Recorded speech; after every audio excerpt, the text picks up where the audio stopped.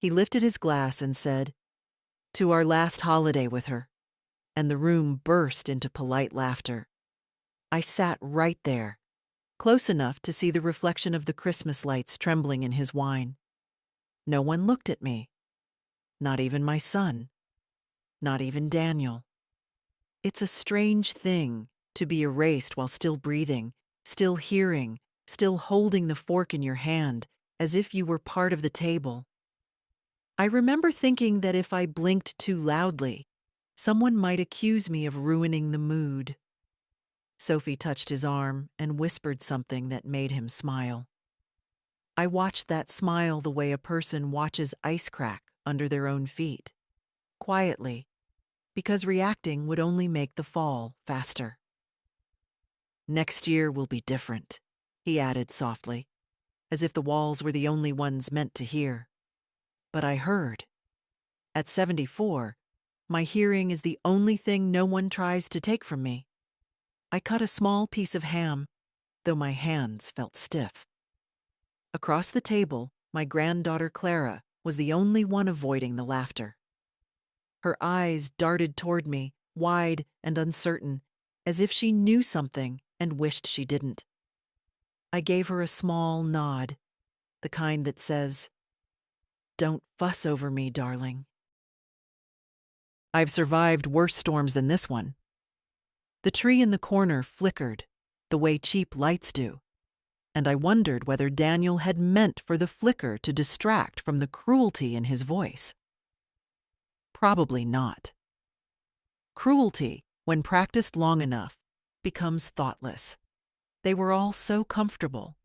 Sophie passing plates, Daniel topping off glasses, his friends chatting as though my presence was some seasonal decoration they'd outgrown but hadn't yet bothered to throw out. I looked at my hands. They used to be strong enough to lift my husband when his knees gave out in the last months. They used to scrub floors, stitch torn jackets, hold Daniel's feverish head when he was a boy who couldn't sleep without pressing his cheek against my shoulder. Those hands weren't trembling now. I was surprised by that. I kept waiting for the shaking, the heat behind the eyes, the sting of humiliation. Instead, there was a calmness, thin but solid, like the first layer of ice on a winter pond. Sophie's brother asked Daniel if the plan was still set for January. Daniel nodded quickly, too quickly, and took a sip of wine. A secret between men, spoken openly because the woman it concerned wasn't considered capable of understanding. I felt something inside me shift. Not break, not snap, just shift. A small internal click, like a lock turning in a long unused door. When dessert came, a cranberry pie I used to bake myself before Sophie decided her recipe was more refined, I tasted nothing. The voices blurred together, pleasant and distant. And still, no one looked at me. It wasn't until the plates were being cleared that Daniel finally met my eyes. A brief glance, almost accidental. I didn't smile. I didn't lower my gaze. I simply looked back, quietly, steadily, the way you look at a stranger who has forgotten he was once your child. On the drive home, the night was sharp with cold, the kind that makes every breath feel like a question. I turned off the radio and let the silence settle. His words replayed, not echoing, not tormenting, just existing, like a lantern held up to show a path I'd ignored for too long. To our last holiday with her. He said it so easily, and I finally understood. They had made plans for my life without me. And for the first time in many years, I felt something close to clarity. When I closed the door behind me, the house didn't greet me. Houses used to do that, you know, at least when someone you loved still lived in them. Now mine stayed quiet, like a room holding its breath. I set my gloves on the table, a little clumsily, and stood there for a moment, letting the warmth of the hallway seep into my fingers. Funny how the cold finds its way into places you thought were protected. I hung my coat on the hook Daniel made for me when he was 11. It leaned a little to the left, the way it always had, because he insisted on hammering every nail himself. I used to love that crookedness, proof that he tried, that he cared enough to make something for me with his own hands. Tonight, it felt like a reminder that nothing stays straight, not even the things we build with love. The living room lamp flickered when I turned it on, not unlike the Christmas tree lights at Daniel's house. I wondered if that was the way life aged, quiet, flickering, still holding on, but dimmer than before. I sank into the armchair, the cushions soft from years of being leaned into after long days. My husband had died in that chair. Not literally, but in the days before the end, he spent hours there, watching the window as if waiting for something he couldn't name. He used to tell me, "Ellie, don't let people rearrange your life without asking you." I remember laughing at him then, telling him no one would dare do such a thing. I was younger, softer, and more foolish. I thought motherhood meant safety. I thought love guaranteed respect. Tonight showed me how naive that was. I took off my shoes and pushed them aside with my foot. My legs ached. I'd been on them all day, helping Sophie baste the turkey because she said the kitchen stressed her out. I've learned over the years that when a younger woman says she's stressed, what she means is that an older woman is about to do the work. I didn't mind, or at least I told myself I didn't. Back then it felt like participation, like belonging. Now it felt more like service. My eyes drifted to the window. The neighbors' Christmas lights were still on, a soft blue glow that shimmered on the frost. I used to think nights like these were gentle. Tonight they felt hollow. I tried to picture next year, as Daniel had said, next year will be different. What version of different were they building without me? A facility with beige walls and scheduled meal times? A polite explanation to friends about how it was for the best? Or perhaps they simply wanted to celebrate without the burden of an aging mother who didn't fit their curated lives. I wasn't angry. Anger is too sharp, too hot. What I felt was something rounder, heavier, almost still, like a stone resting at the bottom of a lake. A kind of grief, but not the kind that comes from losing someone. It was the grief of realizing someone has already lost you, silently, piece by piece, while smiling across the table as though nothing had changed. I got up slowly and went to the kitchen to put the kettle on. The steam rose in thin threads, curling upward like small questions. Clara's face came back to me then, her quick, worried glance across the holiday table. Children always know when something is wrong. They sense the fractures adults pretend aren't there. I wondered what she'd been told, what she feared, what she wished she could say out loud. The whistle of the kettle startled me. My hands wrapped around the cup, grateful for the heat. I brought it with me back to the armchair and sat again, breathing in the faint scent of chamomile. My husband used to say the house sounded differently when I was upset, like the walls stiffened. Perhaps they did now, listening to me breathe, listening to the thoughts I'd never spoken aloud. I didn't cry. Tears require shock, and I wasn't shocked anymore. Somewhere inside me, I had known, maybe for years, that Daniel's love had thinned, stretched too far over the demands of his new life.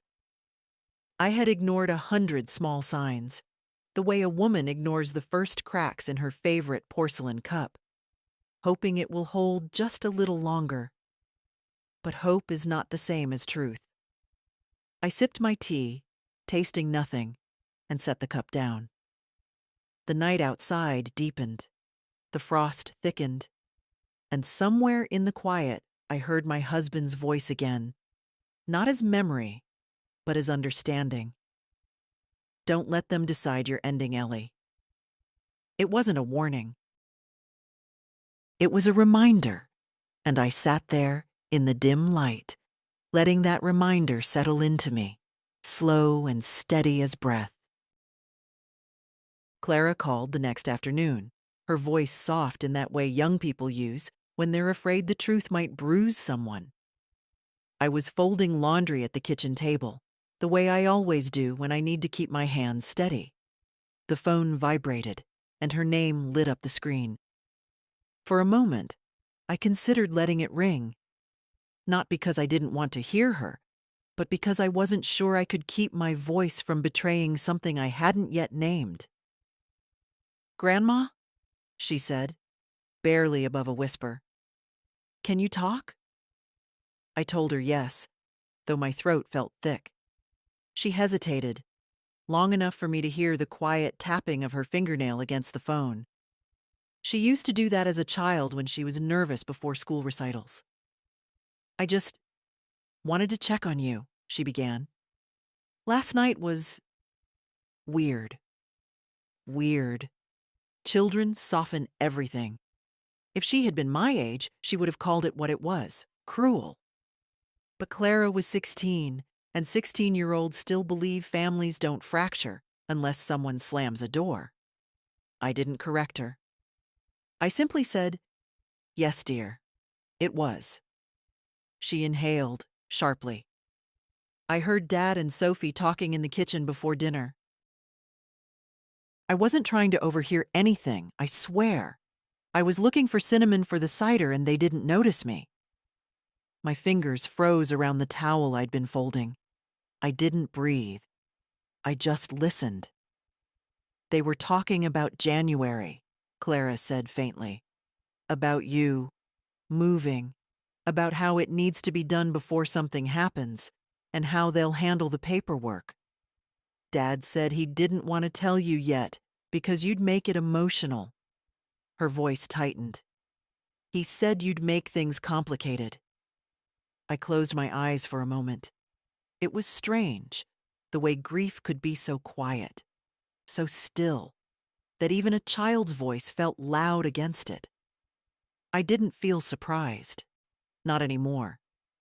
But hearing it spoken aloud by someone who loved me, someone not yet hardened by adult logic, made the truth sit heavier. "Did they say where?" I asked. "A place called Maple Hills Assisted Living," she whispered, as if naming it made it real. "They said it's perfectly adequate and that you don't need more than that. And they said you shouldn't be living alone anymore, not with the stairs, not after—" She trailed off. "After what, sweetheart?" Silence. Then, "After Grandpa died." As if grief were a weakness. As if widowhood were a diagnosis.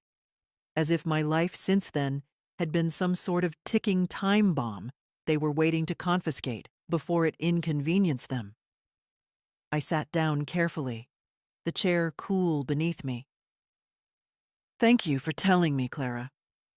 I didn't mean to spy," she said quickly. "It just didn't feel right, the way they talked about it. Like it was already decided." Her voice cracked on the last two words. Already decided. I felt something in me settle, not in defeat, but in recognition. This wasn't a misunderstanding. It wasn't a slip of the tongue at dinner.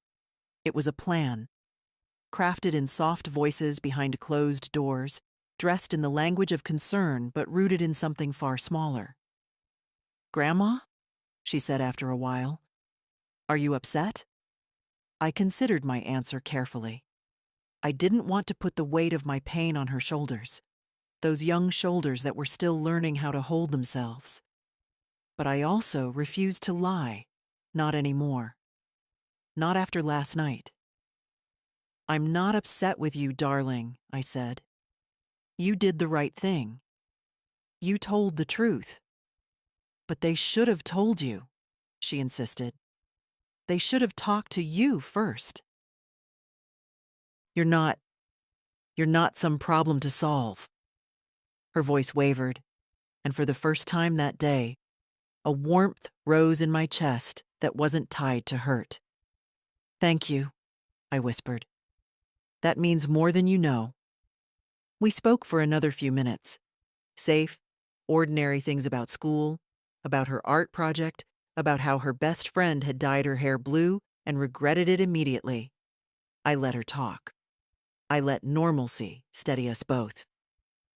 When she finally hung up, promising to see me soon, the house fell quiet again. I looked at the neatly folded towels, stacked like little white decisions on the table. Clara's words echoed through the room, filling the empty spaces the way truth tends to when you finally stop pushing it aside. Already decided. The kettle clicked off behind me, though I hadn't remembered turning it on. The house didn't feel silent anymore. It felt awake, listening. So was I. The next morning I woke earlier than usual. Not because I'd slept well, sleep had come in fragments thin as tissue, but because something in me felt unsettled, like a drawer left slightly open.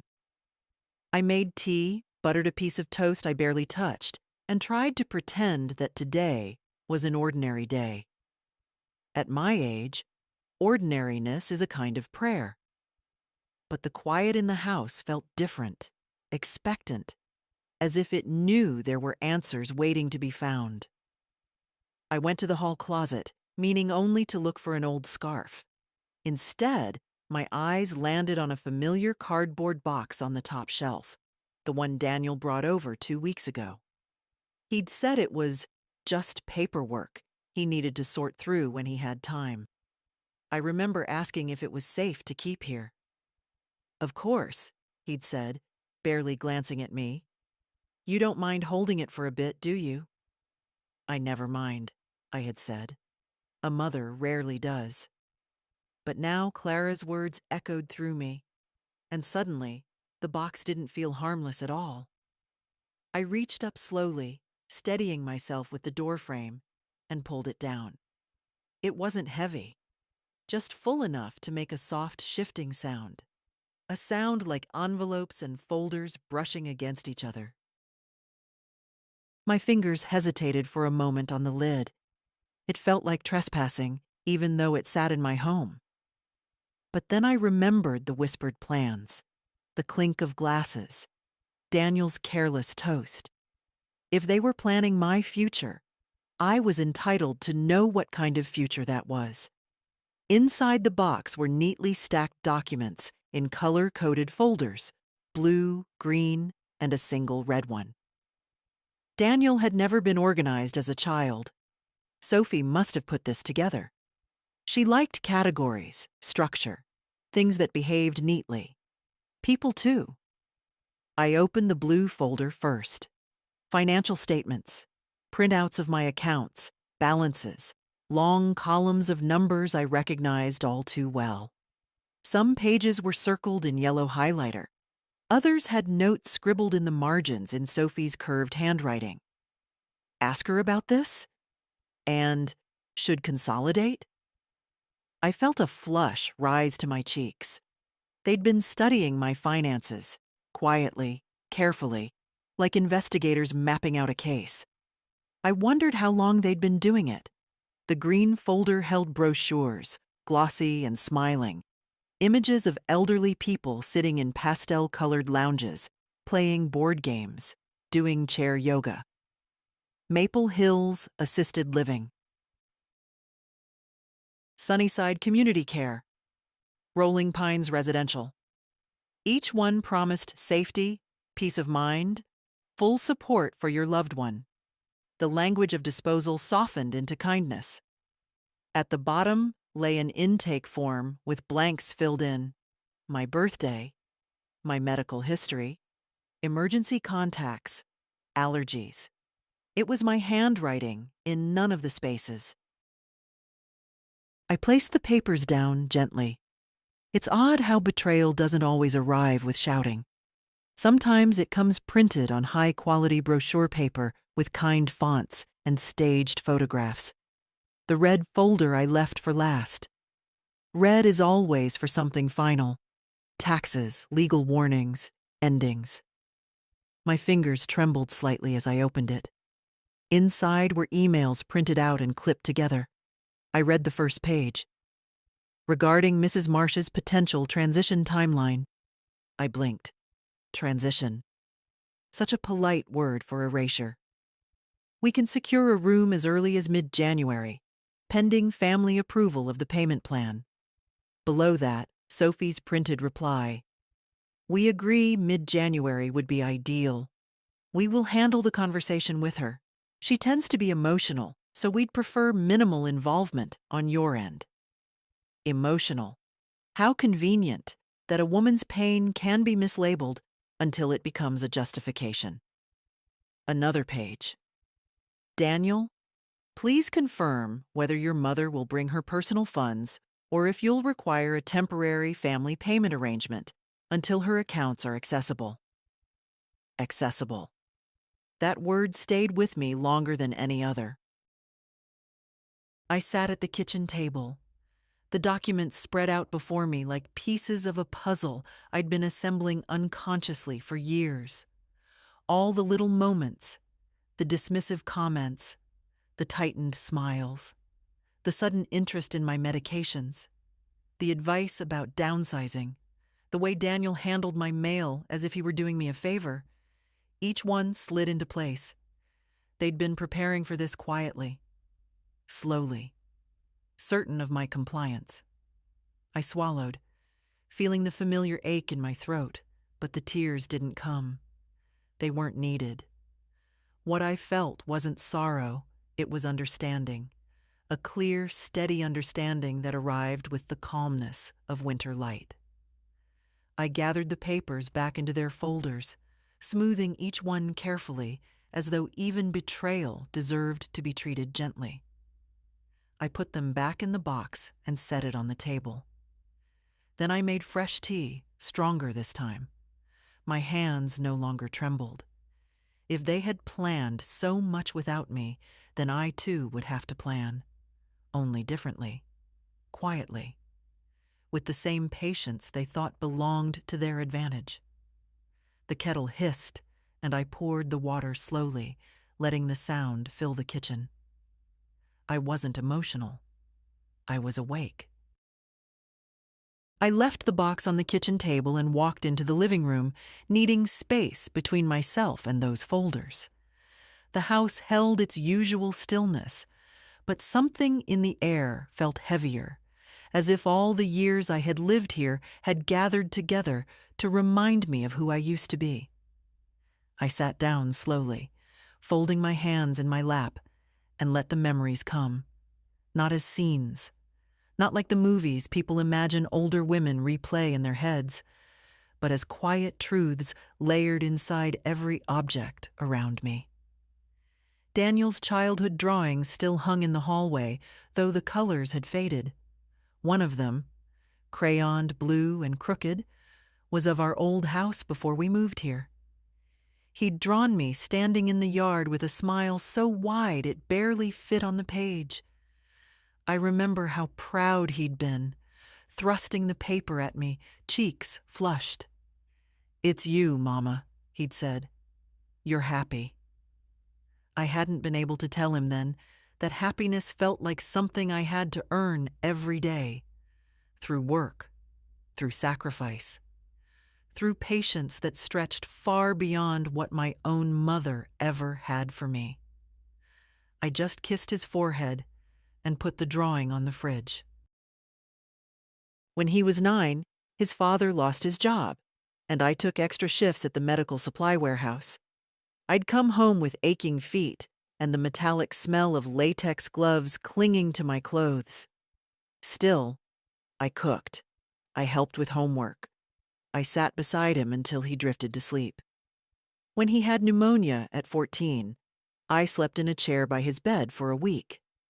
I didn't leave the room except to wash my face and change my shirt. Later, when college came, we sold my husband's fishing boat to cover Daniel's last semester.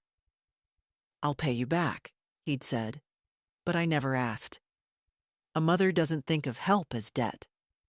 She thinks of it as duty, stitched into the fabric of her life so tightly, she sometimes forgets it wasn't supposed to be a one-way thread. I looked at the mantelpiece. Photos of graduations, birthdays, snapshots of Daniel holding Clara as a baby. In every picture, I was there too, somewhere in the background, smiling. Sometimes holding a tray of food, sometimes standing just off to the side. Always near enough to support, never close enough to be seen. There were other moments too, buried deeper. The phone call when he and Sophie announced they were buying their first house, how they'd asked if I could help with the down payment, just until taxes come in. The car repair they insisted was an emergency. The time they needed childcare for 3 weeks while Sophie trained for her new job. Every request came wrapped in urgency, but never in gratitude. I told myself it didn't matter, that helping them was simply part of growing old. But now, looking at those folders, I realized all those years of giving had turned into expectation. Not love, not respect, expectation. My husband used to say, "Ellie, generosity is only noble if it's seen as a gift. If they treat it like a right, it becomes servitude." I used to laugh, thinking he was exaggerating, but now his words pressed against me, slow and heavy, like thawing ice sliding off a roof. I walked to the bookshelf and touched the spine of his favorite novel. The page edges had curled from years of being read and reread. He had lived with such quiet integrity. He paid back every borrowed tool, thanked every kindness twice, believed that respect was the simplest form of love. If he were here, he would have seen the signs earlier. He always did. My eyes moved to the picture of us on our 33rd anniversary. He had his arm around me, his hand resting lightly on my shoulder, not possessive, just sure. That certainty, the knowledge that I was wanted beside him, is something I hadn't felt in a long time. And perhaps that was the hardest truth of all. Somewhere along the years, Daniel stopped wanting me beside him. He wanted what I could give, what I could carry, what I could soften or solve. But not me, not my presence, not my voice, not even my company on Christmas Eve. I sat back down, letting a long breath settle in my chest. The papers in the kitchen weren't just documents. They were evidence of a story I hadn't realized I was living. A story in which I was no longer a character, only a responsibility being transferred from one folder to another. But I was not a folder. I was not a line item. I was not a decision made in whispers. I was Eleanor Marsh, wife, mother, grandmother, worker, woman. A woman who had loved deeply, given freely, endured quietly. And now, finally, a woman who saw the truth without blinking. The room felt different as I stood up, not brighter, not warmer, but clearer, as if the house itself understood that something in me had shifted. Not broken, shifted. I walked back toward the kitchen, toward the box, toward whatever would come next. I didn't plan to go to the bank that morning. I hadn't planned anything at all.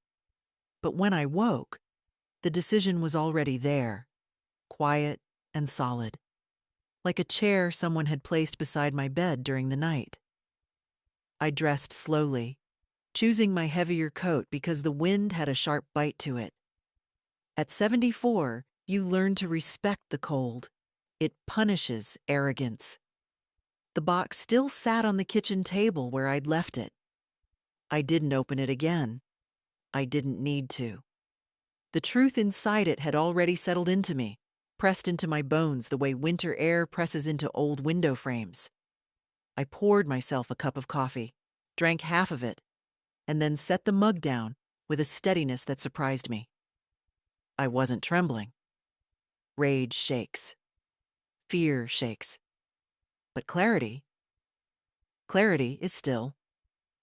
When I stepped outside, the sky was a pale, uncommitted gray, the sort that never decides whether to snow or simply brood. My boots crunched softly on the frost as I walked to the bus stop.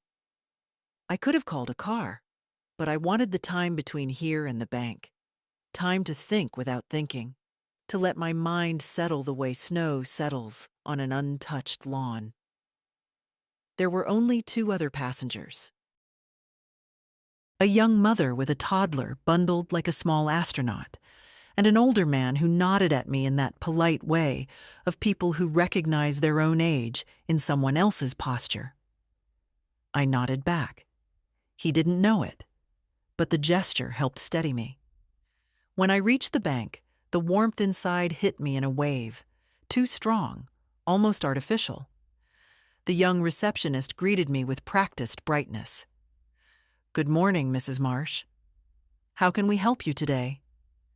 I'd forgotten how small-town banks treat longtime customers like local relics, fragile, harmless, incapable of surprise. "I'd like to speak with someone about my accounts," I said. She blinked, still smiling. "Of course. Is this about the monthly transfers?" "Yes," I said. "Those." A few minutes later, I was sitting across from a man named Patrick. He was maybe in his early 30s, with the sort of kind eyes people mistake for genuine understanding.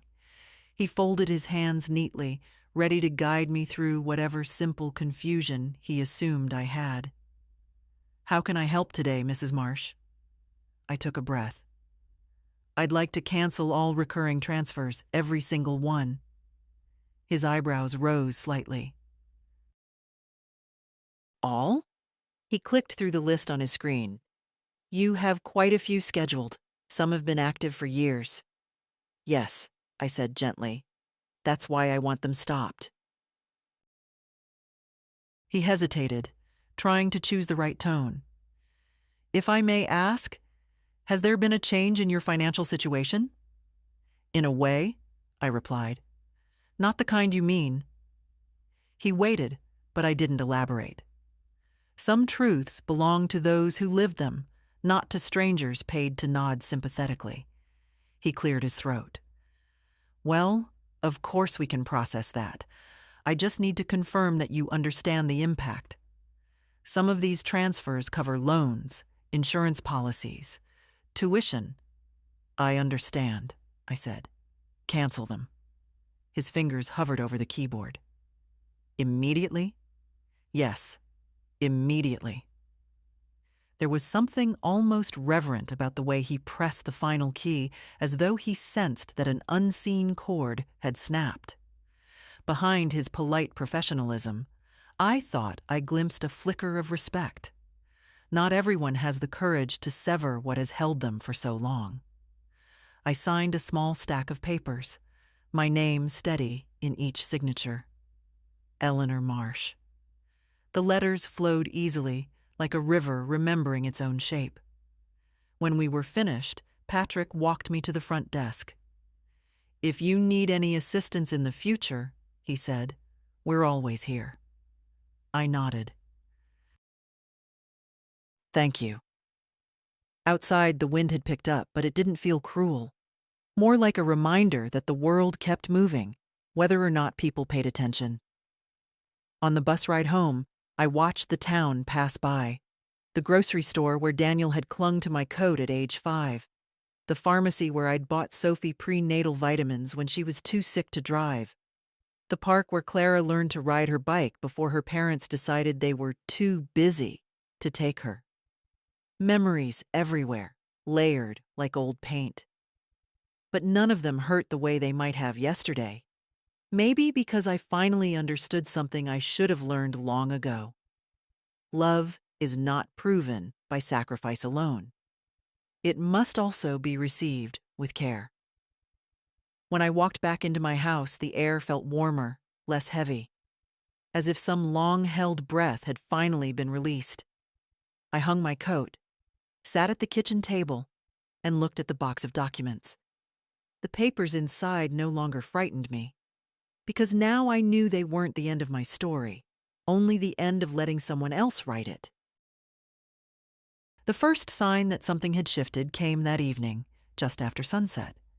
The house had settled into its usual winter quiet, the kind that sits gently around the edges of a lamp's glow.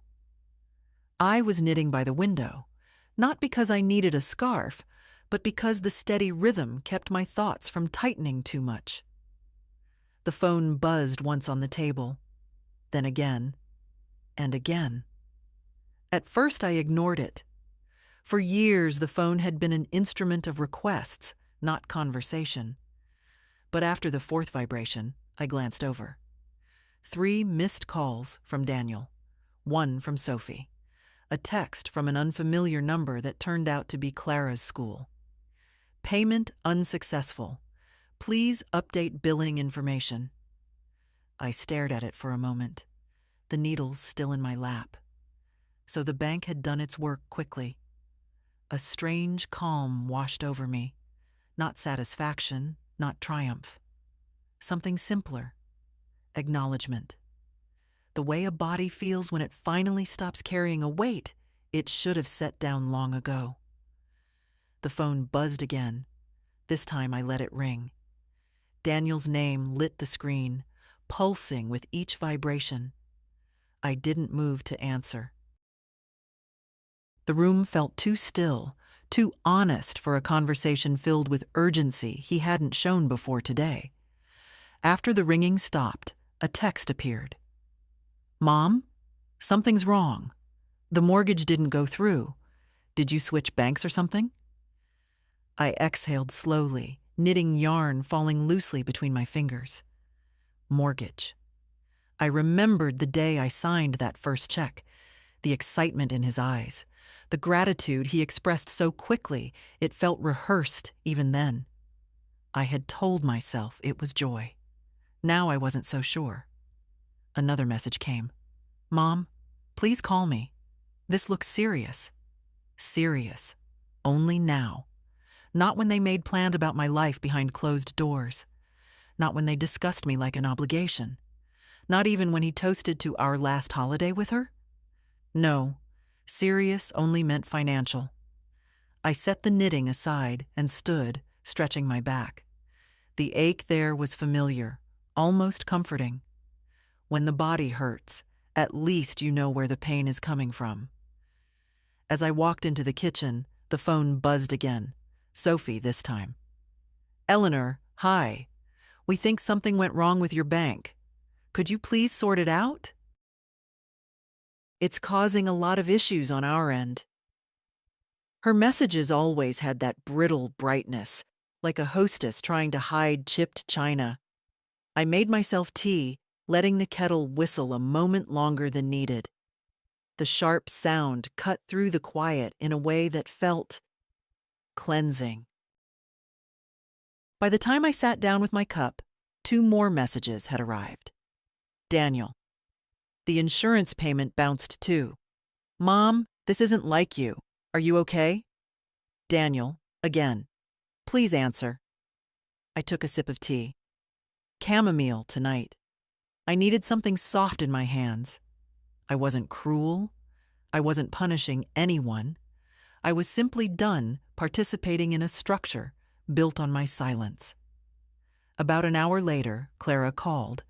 Her name on the screen made my chest warm in a way the tea could not. I answered immediately. "Grandma, are you home?"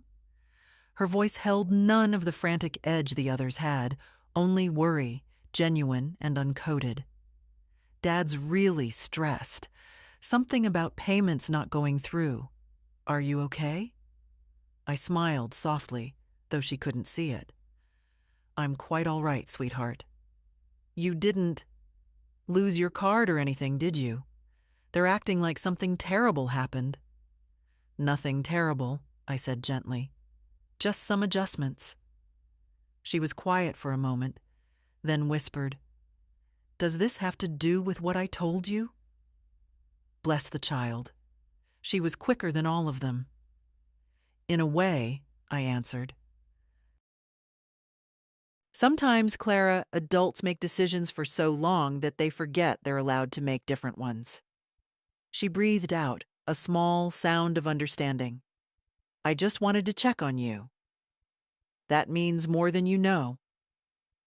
After we hung up, the house settled again. Only the hum of the refrigerator and the soft tick of the wall clock filled the room. A peaceful kind of ticking, steady and unhurried. At 9 o'clock, another message arrived. Daniel. Mom? The tuition payment for Clara didn't go through. They emailed us. We really need to talk. I ran my finger along the rim of my cup. Tuition. The one payment I never regretted. Clara worked hard, harder than most her age. But even that had become an expectation. Another line item buried under their assumption that I would always say yes. I walked to the window and looked outside. The street was empty except for a single porch light flickering across the road. Winter air pressed gently against the glass, cold but not unwelcome. For the first time in years, the quiet didn't feel lonely. It felt like breathing space. Another vibration from the phone. I didn't bother checking this one. I had already read the story they were trying to write.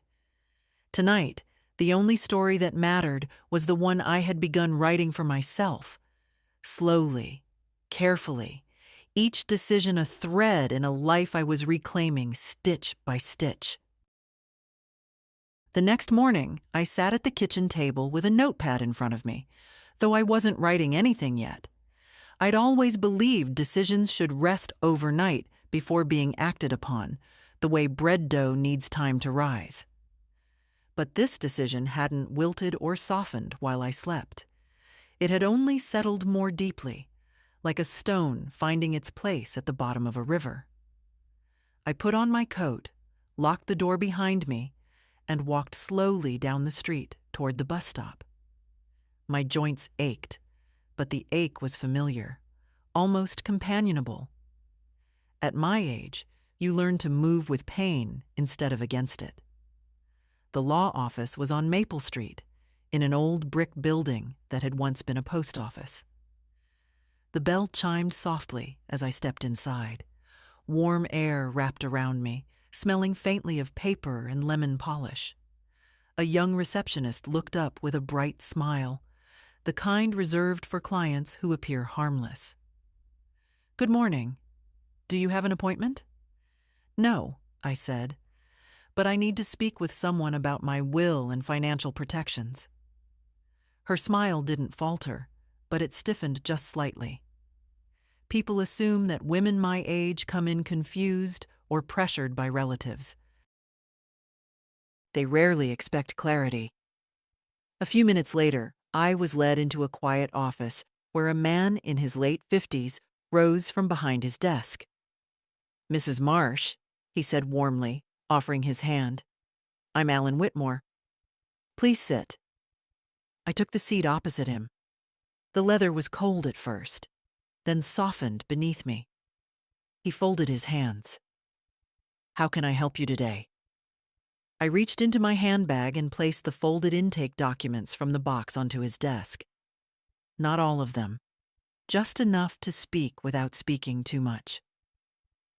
My son and daughter-in-law have been making plans about my future, I said calmly, without informing me. Alan's eyes sharpened, but he didn't interrupt. I want to revise my will, and I want to protect my assets. I'd also like to ensure no one can access my accounts or make decisions for me without my consent. His nod was slow, deliberate. You want autonomy secured, financially and legally. Yes, I said. Exactly. He opened a folder and began making notes. We can revoke any previous power of attorney, establish a new one if you choose, and structure a trust that distributes funds according to your terms, not family expectation. family expectation. Such a polite phrase for entitlement. I let out a breath I hadn't realized I was holding. I'd like my granddaughter Clara to be the beneficiary of a separate trust, I said quietly. She's the only one who's shown concern without asking for anything. That can be arranged, he said.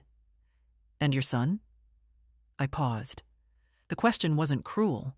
It was necessary. Still, the air felt thicker as I considered it. My son will receive what I choose, I said finally. Not what he assumes. Alan gave a small, approving nod, the kind men give when they recognize backbone in someone who has been underestimated. He explained each document carefully, not with the slow, patronizing tone many people use with seniors, but with respect. Real respect, the kind that listens. I asked questions. I clarified details. I made choices deliberately, not rushed by emotion. When he slid the forms toward me, my hand felt steady. Signing my name had never felt like an act of self-preservation before, but today, each loop of the pen felt like reclaiming a room in my own house. When everything was arranged, Alan stood and offered his hand again. You're doing the right thing, Mrs. Marsh. I'm doing the necessary thing, I corrected softly. Outside, the wind had picked up. My scarf fluttered against my coat, but I didn't fasten it right away. The cold on my throat felt bracing, almost refreshing. I waited for the bus with my documents pressed neatly in my handbag, the sky a pale winter blue overhead. On the ride home, I watched frost gather along the window's edge. The town passed by in familiar shapes. Rooftops, bare branches, a woman walking a small dog who tugged eagerly at its leash. Ordinary life, continuing. But something inside me had shifted again, quietly but unmistakably. Not anger, not fear, just a deeper sense of self returning, inch by inch. I stepped off the bus and walked toward my house, the pavement crunching under my feet. Nothing around me had changed, but I had. Daniel showed up the next evening, long before I expected him. I heard the car door slam with more force than necessary, that old, familiar sign of his impatience. When he was a child, he used to stomp his feet the same way when things didn't go as he'd planned. Some habits age, but they don't disappear. I stayed seated at the kitchen table, my hands wrapped around a lukewarm cup of tea. The knock came. 3 sharp raps, not a breath between them. He wanted the door opened quickly. He wanted answers quickly. I took my time. When I finally opened it, Daniel stood there with a phone in one hand and a stack of mail in the other. His face was tight, cheeks flushed with frustration or embarrassment. I couldn't tell which. Maybe both. "Mom," he said, stepping inside without waiting for an invitation. "We need to talk." He walked straight to the kitchen, as though the house were still his childhood home where he could come and go as he pleased. I followed at my own pace. He set his phone on the table, scrolling urgently. "Everything bounced," he said. "Everything. The mortgage, the insurance, Clara's tuition, the car payment. The bank says you canceled the transfers." "I did," I answered simply. He blinked, as if expecting more. "Why?" "Because they were no longer appropriate." The silence that followed had a shape to it. Wide, heavy, stretching between us like a frozen lake. "Mom," he said slowly, lowering himself into the chair across from me. "If you're confused or overwhelmed, you should have talked to us first." I almost laughed. Confused. Overwhelmed. The words people use with old women when what they really mean is difficult. "I'm neither confused nor overwhelmed," I replied. "I made a decision." He exhaled sharply. "But we rely on those payments." "Yes," I said. I know. His eyes narrowed slightly, not with cruelty, but with the dawning realization that the world might not be arranged the way he thought. Is this about Christmas Eve? About the toast? Sophie said it came out wrong. Did it? I asked softly. Or did it come out honestly? He shifted in his chair. His fingers tapped the phone, a nervous habit. We weren't excluding you, he insisted. It was just a joke. Poor wording. I looked at him, really looked, the way I hadn't allowed myself to in years. He was 46, tired around the eyes, handsome in a way that came from confidence rather than youth. And yet, in this moment, he looked like a boy caught in a lie he didn't know how to unravel. Daniel, I said, I know about Maple Hills. His face went still. A single blink, slow and deliberate. What? The brochures, the intake form, the emails. Color drained from his cheeks so quickly it almost startled me. Mom, listen. It's not what you think. We were only exploring options. You live alone. You fall asleep on the couch. What if something happens? And you plan to inform me when? He rubbed his forehead. When things settled. We didn't want to upset you. Upset me. As if hiding the shape of their plans would soften the impact of being removed from the life I built. You didn't want a discussion, I said. You wanted agreement. A flicker of irritation crossed his face. Not loud, not violent, but unmistakable. You're being dramatic. I let the words sit between us, untouched.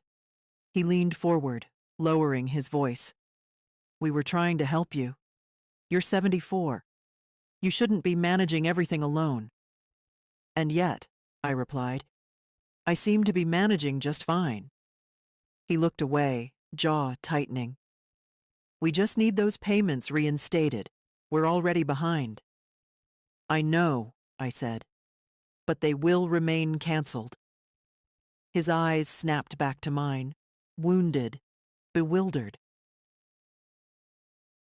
We're your family. I am aware. Don't you want to support us? I have supported you, I said gently, for decades, often at the expense of myself. I paused. But support without respect is servitude, and I am done serving. Daniel pushed back his chair and stood abruptly. For a moment, I thought he might leave without another word, the way he used to storm off as a teenager. But he didn't. He stood there, breathing hard, anger shadowing something much softer underneath. Mom, he said, voice tight, you're making a mistake. Perhaps, I replied, but it will be my mistake, not yours. He stared at me for a long moment, as if seeing me for the first time, not as the woman who filled in every gap of his life, but as someone who had quietly stepped out of his control. He picked up his phone, slipped it into his pocket, and walked toward the door. I'll call you later, he muttered. I didn't answer. I simply closed the door behind him, gently, without anger. The house settled into silence once more, a silence that felt, for the first time, like mine. Sophie arrived the next afternoon, which surprised me only slightly. She wasn't the type to leave unpleasant matters to unfold on their own. Daniel stormed. Sophie organized. I saw her through the window, stepping briskly out of her car, smoothing her coat, collecting herself the way people do before entering a room where they hope to win. I opened the door before she knocked. She blinked, startled for a moment, then composed herself. Eleanor, she said, her smile tight around the corners. We need to talk. I assumed as much, I replied, stepping aside. She walked in with the kind of purposeful stride one uses in boardrooms or staged kitchens during holidays, confident, rehearsed. She sat at the table, crossing her legs neatly, placing her purse beside her like a prop. "I'll be direct," she began. "Canceling those transfers caused significant stress for Daniel. For all of us. We're juggling too much right now to handle surprises like that." Her tone suggested that my choice was a misbehavior, a breach in the order she curated. I folded my hands in my lap. "I'm sorry for the stress," I said. "But the decision stands." She exhaled sharply. "Eleanor, you can't just cut us off financially without warning. It's irresponsible." That word, irresponsible. After years of doing everything they asked, quietly, reliably, she had the audacity to use that word. "Sophie," I said, "I'm not obligated to fund your household." She leaned forward, incredulous. "We're not asking you to fund us. These were shared commitments." "Shared implies agreement," I said. "I was never asked, only expected." That gave her pause, but only for a moment. "Daniel told me you found some paperwork," she said carefully. "About Maple Hills." I didn't respond. Her eyes flickered. Relief that I didn't deny it. Annoyance that I didn't take the bait to argue. She clasped her hands. "You misunderstood.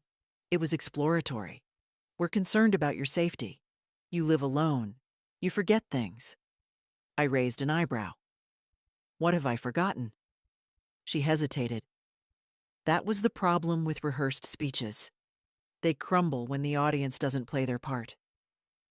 "Well," she said, "little things. Daniel mentioned the time you left the stove on." "I turned it off 5 minutes later," I said. "I remember, because the smoke alarm chose that day to remind me of its existence." She flushed, but pushed forward. "We just want what's best for you." I met her gaze. "Then perhaps you should have included me in the conversation about my future." She opened her mouth, then closed it again. Her composure slipped, just slightly. A crack in polished porcelain. "You don't understand how much pressure we're under," she said, softer now. "Daniel's job is unstable. Clara's tuition is expensive. The house repairs never end. We've been carrying everything for years." Years, as though I hadn't carried them far longer. "You've had our help," she added. "Support. We've been there for you." The quiet in the room deepened, pressing at the edges of her words. "What help?" I asked. Not angry, simply curious. "Well, holidays, rides when you needed them, picking up groceries at times." "Groceries I paid for," I reminded her gently. She stiffened. "That's not the point." But it was. It always had been. I watched her sit there, struggling to assemble a justification that fit neatly into the narrative she carried. A narrative where I was aging, fragile, dependent. Where their decisions for me were kindnesses. Where my compliance was gratitude. "It would have been easier," she said suddenly, "if you'd just told us you were feeling insecure." "Insecure," I repeated softly. "No, I'm not insecure. I'm simply no longer willing to be unseen." That unsettled her more than anything else I'd said. She looked down at her hands, then back at me. "So, what now?" she asked.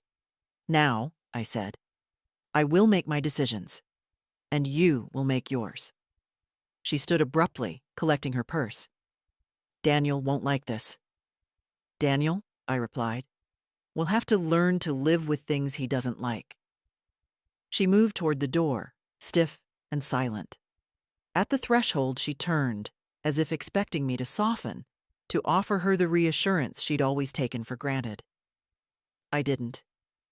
She left without another word. The house grew quiet again, not hollow, not tense, just quiet. A quiet that felt honest, even necessary.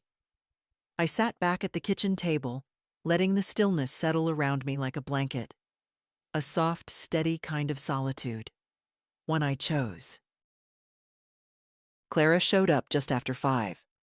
I heard her footsteps on the porch, lighter than Sophie's, quicker than Daniel's. And when I opened the door, she stood there with her backpack still slung over one shoulder, cheeks pink from the cold. "Grandma?" she said, breathless. "Can I come in?" I stepped aside. She walked straight to the kitchen, dropping her backpack by the chair she always chose. She looked around the room the way children do when they're checking that the world hasn't shifted more than they'd feared. "I heard Mom and Dad arguing," she said quietly. "About you." I set a cup of tea in front of her, though I knew she wouldn't drink it. Her hands were trembling, not from cold. She was young enough that weather didn't rattle her bones, but from confusion, worry, that fragile in-between space where a child begins to see her parents clearly for the first time. "What did they say?" I asked, sitting down. She pressed her palms together. "Mom said you're being unreasonable. Dad said you're acting out of spite." Her face tightened on the word. "They said you're making things harder than they need to be." I let the words drift between us for a moment. I didn't want them to sting her, though they hadn't stung me. Not anymore. "And what do you think?" I asked. She looked at me then, truly looked, eyes wide and bright and wounded by the world she was trying to understand. "I think," she whispered, "they're scared, and when they get scared, they pretend they're in charge." A small smile tugged at my mouth. "You're a perceptive girl." She nodded, then hesitated. "Grandma, are you really okay? I mean, truly okay? I don't care about the money stuff. I care about you." Her voice wavered in a way Daniel's never had. His concern, when it appeared at all, came coated in his own needs. Clara's concern came bare. I reached across the table and rested my hand lightly over hers. "I'm all right, sweetheart. Better than I was a week ago." "I don't want them to make decisions for you," she said suddenly, fiercely. "You're not—" She stopped, struggling to find the right words. "You're not someone who needs to be taken somewhere." The ache that rose in me wasn't sadness. It was gratitude, surprising in its warmth. "I know who I am," I said softly. "And now they know that I know." She relaxed a little, shoulders dropping. "Good." We sat in silence for a while. Outside, the wind rattled the last dry leaves against the pavement. Clara traced her fingertip along the rim of the cup, circling it over and over. "I'm scared they'll be mad at me," she said finally, "for telling you what I heard." I squeezed her hand gently. "Telling the truth is not betrayal.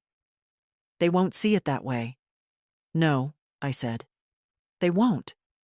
But that is not your burden to carry." She swallowed, her eyes shining. "I don't want anything to happen to you." "Nothing is happening to me," I said. "Things are simply being rearranged." She took a shaky breath. "Dad said you're cutting us off." "I'm not cutting you off," I said. "I'm establishing boundaries. That's different." "But they're angry." "Yes," I said. "People often get angry when the rules they wrote stop applying." She looked down at her hands, and for the first time since she arrived, she seemed very young to me. 16 is an age where truth comes as sharply as adulthood, but without its armor. "I wish they understood you the way I do," she said. I brushed a stray curl from her forehead. "Perhaps one day they will." "Understanding often arrives late." She let out a small laugh, soft and sad. "I hate when they talk about you like you're fragile." "I am aging," I said, "but I am not breakable." She nodded slowly. "I know." We talked a little more, about school, about the art contest she wanted to enter, about her friend Lily, who'd just gotten her heart broken for the first time and was convinced she'd never love again. Ordinary things. Gentle things. When she stood to leave, she hugged me tightly, her arms wrapped around my shoulders with a sincerity adults often forget how to give. "I'm on your side," she whispered. "I know, darling." She pulled back, eyes bright, and managed a small smile before slipping out into the cold evening. I watched her walk down the porch steps, shoulders squared, chin lifted slightly. A child, yes, but one who had inherited something from me after all. A quiet kind of strength. Daniel and Sophie invited me to dinner 2 nights later. The message came through Clara. Of course it did. They knew I wouldn't ignore her. She said they just wanted to talk, which usually meant they wanted to convince, correct, or contain. Still, I agreed. Not out of obligation, but because silence only protects people who hope never to be held accountable. Their house was warm when I entered, warmer than necessary, as if they'd tried to make the air itself welcoming enough to undo the past week. The table was set too neatly. Sophie stood by the stove stirring a pot with exaggerated calm. Daniel hovered by the doorway, hands in his pockets. "Mom," he said, nodding. "Thanks for coming." "I wasn't far," I replied. My voice sounded steady, even to me. We sat. No one spoke at first. The clink of silverware felt louder than it should have. Sophie served pasta, everyone's safe dish, and folded her hands too delicately afterward, like a woman waiting for a performance to begin. Daniel cleared his throat. "Look, Mom, things have been tense. We know that, and we want to straighten everything out." Straighten. A tidy word for a messy truth. "I'm listening," I said. He leaned forward, elbows on the table. "We think you overreacted. The transfers, the changes. You blindsided us. If something was wrong, you could have just talked to us." "What was wrong?" I answered gently. "Was the belief that I owed silent compliance." Sophie stiffened. "No one expected compliance. We expected communication." "Communication," I repeated. "Like the kind you had when discussing Maple Hills?" Her cheeks flushed. "That was preliminary. We hadn't decided anything." "You had filled out intake forms," I said. "That goes a bit beyond preliminary." Daniel ran a hand through his hair. "Mom, we were worried." "Worry," I said softly, "is not a license to take over someone's life." He looked at me, then really looked. "We just wanted to be prepared. You're alone. What if something happened?" "I would have told you," I said. "But you planned instead of asking. You assumed instead of speaking. And you expected me to accept it because I'm older." Sophie's voice tightened. "We weren't trying to hurt you." "But you did," I said. "Not by planning a place for me, but by removing me from the planning." They both fell quiet. For a moment, I saw them not as antagonists, but as two people overwhelmed by their own fears, stretching themselves thin, grasping for control where they thought they had a right. Fear makes children of us all, but fear does not excuse disrespect. "I'm not here to punish you," I said. "I'm here to remind you that I am still here. I'm still capable, and I still decide my own life." Daniel swallowed. "So where do we go from here?" "Forward," I said. "But differently. With boundaries. With honesty. And with the understanding that my choices are mine." He nodded slowly, reluctantly, but not angrily. More like a man adjusting to a new pair of shoes he hadn't wanted, but now had no choice but to walk in. Sophie looked down at her plate. "We just Didn't expect this version of you." I met her gaze. "This version has always been here. You just didn't notice." Dinner ended quietly. Not peacefully, not warmly. Quietly. As we stood to leave the table, Daniel put a hesitant hand on my shoulder, a touch that seemed to ask permission rather than forgiveness. I allowed it. Outside, the night was cold, the air crisp. I walked to the car Clara had driven, listening to the soft crunch of snow beneath my shoes. Some conversations don't fix things. They simply clear the ground so truth can stand. Daniel called the next morning, though his voice carried a different shape than before. Less anger, more calculation. I could hear it immediately. The tone people use when they're trying to regain ground they've lost, trying to steer a conversation back into familiar territory. "Mom," he said, "can we talk again? Just for a few minutes." He didn't wait for me to agree.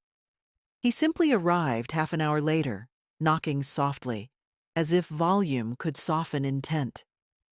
When I opened the door, he stood there with his hands in his coat pockets, shoulders hunched, not from cold, but from uncertainty. "Morning," he murmured. "Can I come in?" I stepped aside. He entered slowly this time, looking around the house the way a visitor might, not a son. He noticed the box still on the kitchen table, but said nothing. We sat. He rubbed his palms together once, then folded them. A habit left over from childhood, gathering courage, rehearsing words. "Mom," he began, "I've been thinking about everything you said." "That's good," I replied. He swallowed. "And I need you to understand our side too." I nodded for him to continue. He leaned forward, elbows on his knees. "We weren't trying to take control of your life. We were trying to prepare for the future. You've always been the one who handled everything. You made things easy, and maybe we got used to that. But it wasn't malicious." Malicious. Another word that missed the point. "I never accused you of malice," I said. "Only disregard." He winced, subtle but clear. "I guess I didn't realize how things looked from your perspective." "That," I said softly, "has been the problem for a long time." He exhaled and tried again. "Mom, you've always been independent, strong, but you're still older now. We were worried about you." I didn't bother challenging the obvious. Age is not a crime. The crime is when people use it as permission. "Daniel," I said, "I appreciate concern, truly. But concern is an invitation to conversation, not a justification for secrecy." He nodded, though reluctantly. Silence stretched between us, long but not hostile. Then, as if he couldn't help himself, the real reason for his visit surfaced. "The cancellations," he said quietly. "They've put us in a difficult spot. We're behind on several things. If you could reinstate just a few of the transfers, for now, it would help stabilize everything until we regroup." There it was. Not hatred, not cruelty, dependency masquerading as entitlement. I looked at him steadily. "No." He stared at me, confusion flickering into disbelief. "Just until we get sorted out." "No," I repeated, calm as breath. "You've built your life around money that wasn't guaranteed. Now you must build differently."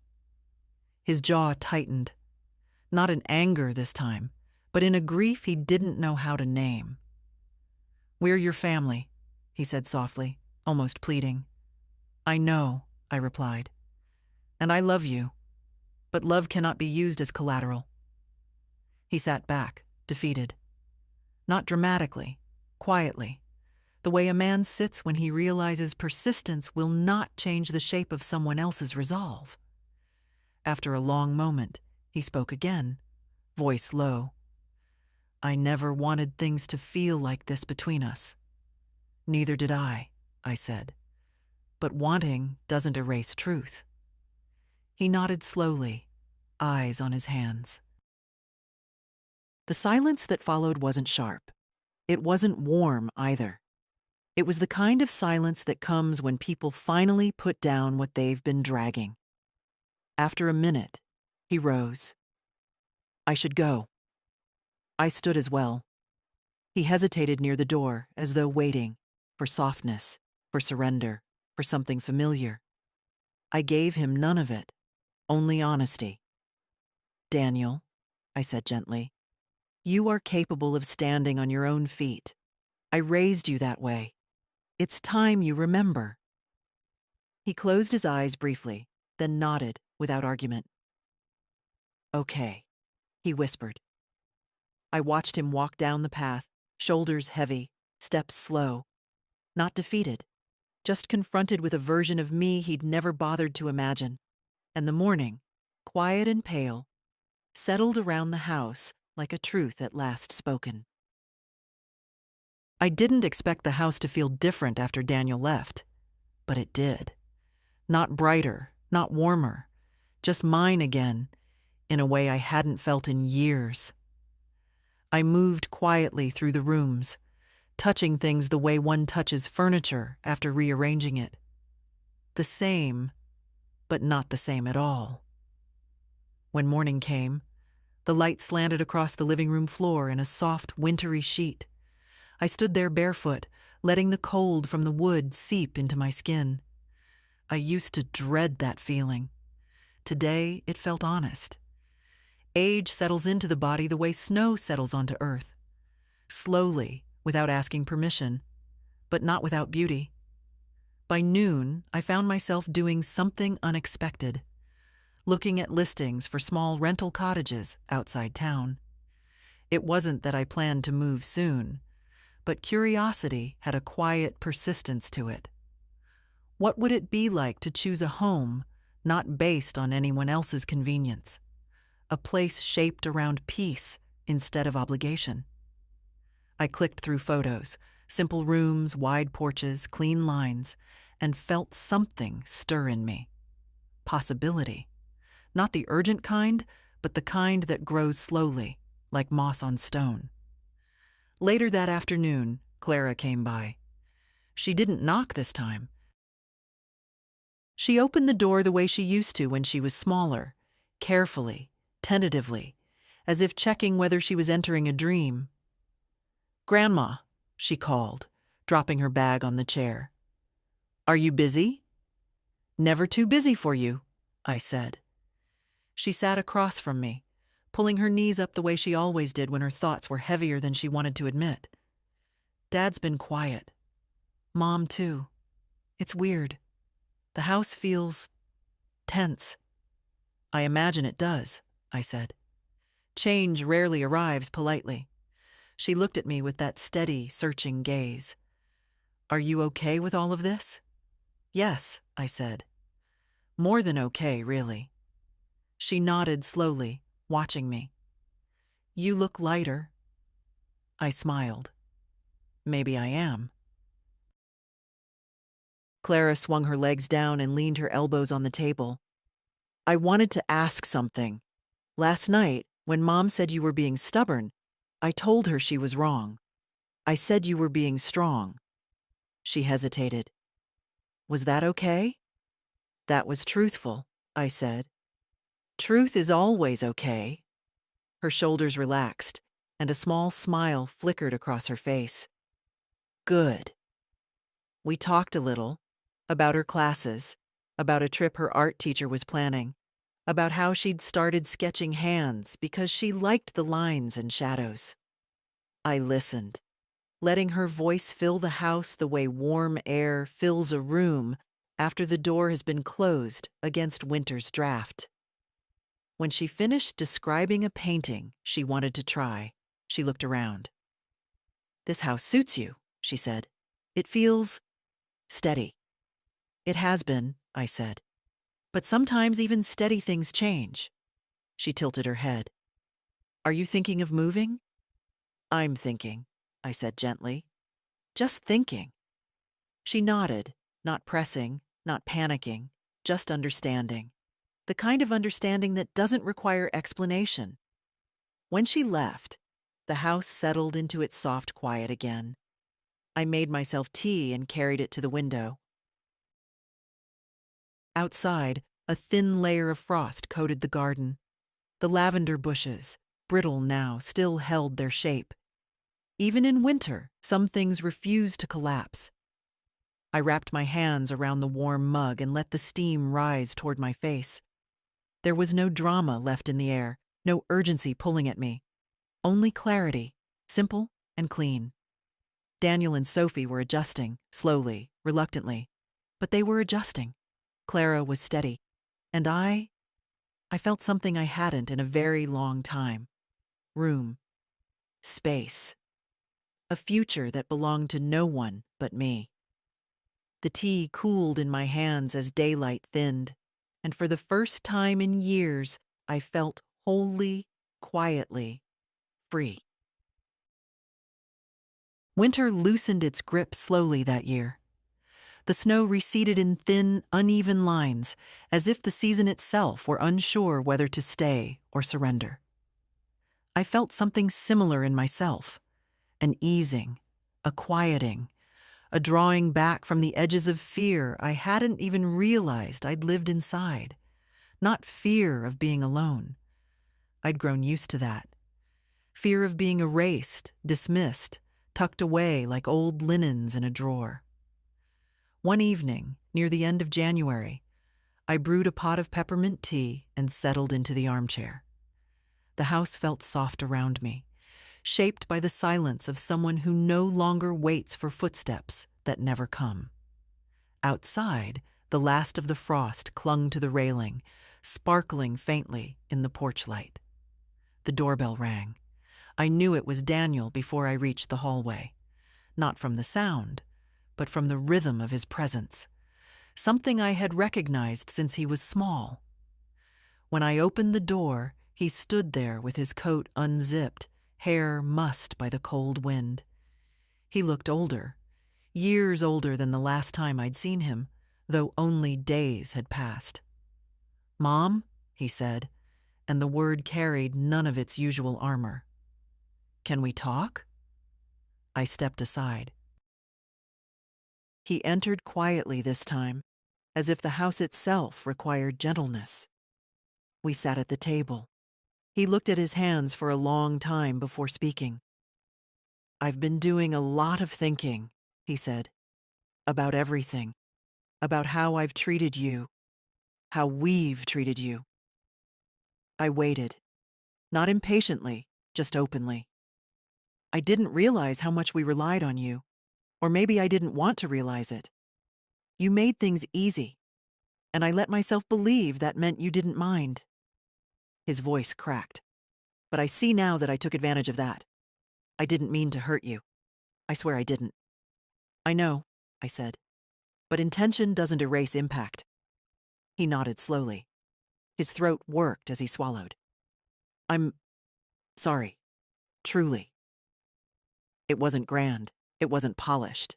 It wasn't the dramatic apology younger people imagine. It was something quieter, heavier, more adult. A man recognizing the shape of his own failings.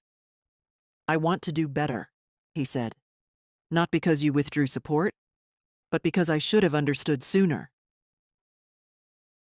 I studied his face, the lines around his eyes, the small tremor in his fingers, the vulnerability he was trying not to hide.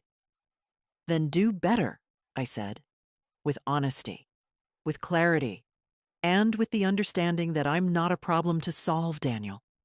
I'm a person. Still. He nodded again, and this time his eyes shone. "I know. I truly do." We sat quietly after that. No need to fill the space with reassurances. Some truths simply rest where they land. When he finally stood to leave, he hesitated by the door. "If you ever need anything, truly need anything, I'll be here. Not because I expect something back, just because you're my mother." "That," I said softly, "is enough." He gave a small nod. the kind that comes from humility, not defeat. Then stepped into the cold night, shoulders straighter than I'd seen in years. I watched him go, not with longing, not with regret, with something gentler, acceptance. Later, when the house settled again into its quiet, I walked to the window. The garden, still asleep beneath patches of frost, held the promise of spring. Renewal doesn't shout, it whispers. It begins slowly, beneath the surface, gathering strength long before anyone notices. So do women like me. At 74, I finally understood something my husband had known long before I did. Dignity isn't granted by others. It is claimed, quietly, in the choices we make when no one is watching. I sat down with my tea, letting the steam warm my face, feeling the deep, steady rhythm of my own breath. If someone were listening, really listening, I would tell her this. You are allowed to reclaim your life. You are allowed to draw a line. You are allowed to choose yourself, quietly, firmly, without apology. And if your voice shakes when you begin anyway. That is how dignity grows back. One brave, quiet choice at a time.